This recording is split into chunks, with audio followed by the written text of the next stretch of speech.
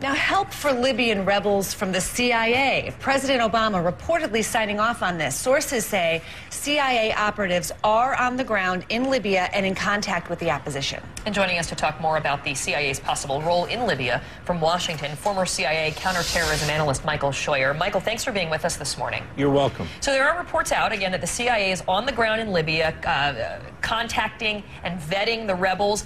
Is this setting the stage to arm them? I don't think there's any other possible reason for it, and the president clearly has sent the agency in to find out who he is supporting and to see what kind of material, human material, we would have to work with if we decided to, if the president decided to arm and train these people over the longer term. Yeah, and you're concerned about this prospect. You think it could become another Taliban situation for the U.S. What, in your mind, is the worst-case scenario here? Well, Libya has been very strong in sending young men or having its young men go overseas to fight in Islamic insurgencies in the Balkans, in Chechnya, Afghanistan, especially Iraq, when the height of the fighting was there. Those that don't get killed, of course, go home. And I think the core of the resistance, whatever little military ability they have, is probably made up by people elsewhere we would call mujahideen. And so it's a dicey proposition to be getting involved with this. I'm not sure that the opposition, if it takes power, is going to be much better than was Gaddafi. But that's why you need to have the CIA, I presume, in there vetting, as we said, who are these people, who are the elements that are funding them or supporting them, who are the politically the most palatable and the least palatable among them. The White House saying that no decision has been made. I have a question for you as a CIA veteran, I guess. I mean, the fact that we even know about this, is that unusual? I mean, should we just assume that the CIA in this sort of a situation would, of course, be in there on the ground? Well, you have to assume that the president wants the best information that he can get. And if he wants to have that information, he has to have somebody on the ground. And so, yes, I think you assume wherever there's trouble, you'll find the agency. The other point I would make here is that vetting the people who are in the opposition, of course, is you're only able to do that to the extent that they're willing to talk to you. I think the agency will find a lot of people who are pro-democracy and westernized happy to talk to them. The more Islamic-oriented people aren't going to talk to them because that would bring into question our air support for them. So this is a mission that's a very difficult one, and the chances of success are really probably not better than 50-50. What's the alternative if we don't arm the rebels and they're clearly outmanned and outgunned by Gaddafi's forces? What's the better solution here? The better solution was, as Mr. Paul said, never go at all. This was none of our business. But I think what we're seeing is the string is playing out.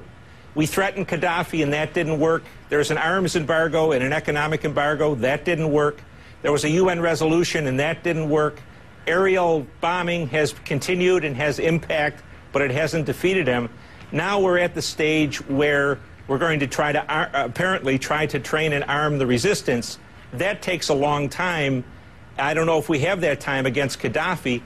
What we're seeing is the president putting himself into a corner where his only option is ground troops. But that's something that is not, that's something that no one says that they want to do in this administration. I mean, they simply don't want to do that. They want to... Well, they don't. Well, the choice may come down to admitting that it was a mistake and being defeated in the sense that Gaddafi survives, or putting ground troops in.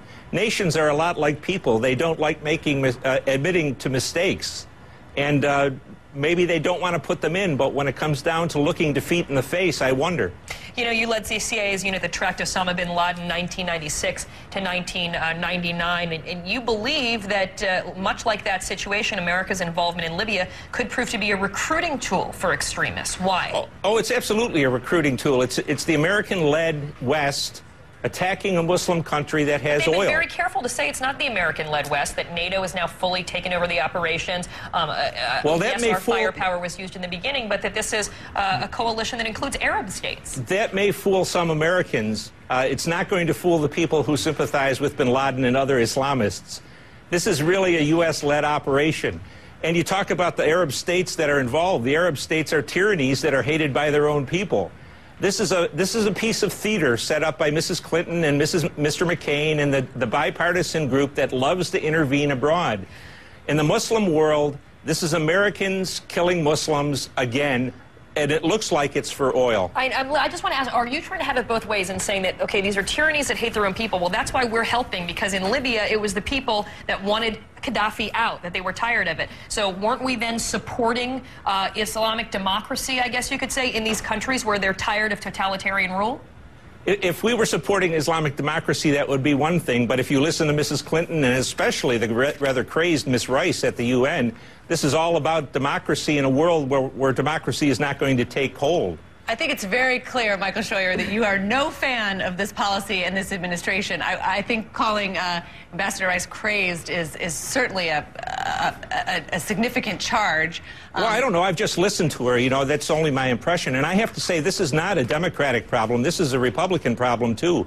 Both parties love to intervene in other people's business where there are no U.S. interests at stake and where we spend enormous amounts of money at a time when we're nearly bankrupt. That doesn't seem to me to be a wise practice of American statesmanship. And that's a whole other story, that to call the United States bankrupt, the United States is running humongous deficits, yes, but the economy and this mission in Libya are two separate issues. They're not separate issues, ma'am. You're just carrying the water for Mr. Obama. I'm certainly not carrying anyone's water, and I will assure you of that. Michael Scheuer, thank you so much for your time. We've had a very long, exhaustive interview. You had plenty of time to give your point of view on that. We're going to be right back. It's 38 minutes past. Thanks, Michael.